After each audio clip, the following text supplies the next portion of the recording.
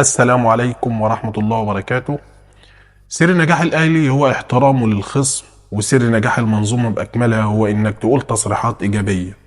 الأهلي لما بياخد بطولة بيفرح، بس هو بيفرح ما بيخرجش عن النص ولا بيتجاوز.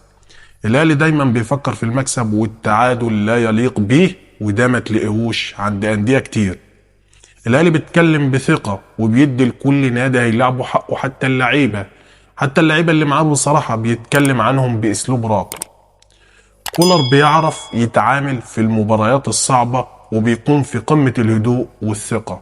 كولر في المؤتمر الصحفي اتكلم عن نادي الزمالك بمنتهى الجمال والشياكة، واتكلم في حق نادي الزمالك وقال الزمالك فريق كبير وبيلعب بشكل جماعي، ولا بد أن نظهر أمامه بأداء جماعي وروح واحدة.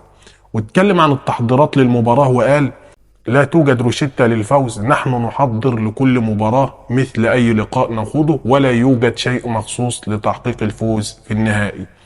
وكمان ما نسيش نجم الفريق إمام عاشور، وقال عنه أعتقد أن إمام عاشور متفهم حجم الضغوطات التي سيتعامل معها أمام لاعب مهم للغاية، ومن المهم أن يحرر نفسه من أي ضغوطات. كولر قال الفوز على الزمالك في 3 مباريات سابقة أمر لم يكن سهلا على الإطلاق، لكن في كل مرة نحاول أن نقدم أفضل ما لدينا لتحقيق الفوز. حتى الجمهور كولر منسوش في المؤتمر، لأنه عارف مين هو جمهور النادي الأهلي ومدى تأثيره على الفريق. قال عن الجمهور وجود الجماهير يزيد من دوافعنا واستعدنا للمباراة بشكل جيد.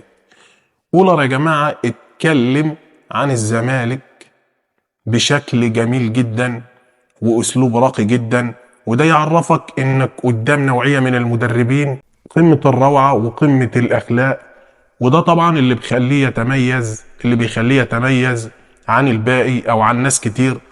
ده طبعا مدير فني من اعظم المديرين الفنيين اللي مسكوا النادي الاهلي او اللي تولوا ادارة النادي الاهلي، وده ما يقللش من اللي قبلهم او اللي هييجوا بعد كده، لكن هي دي الحقيقة.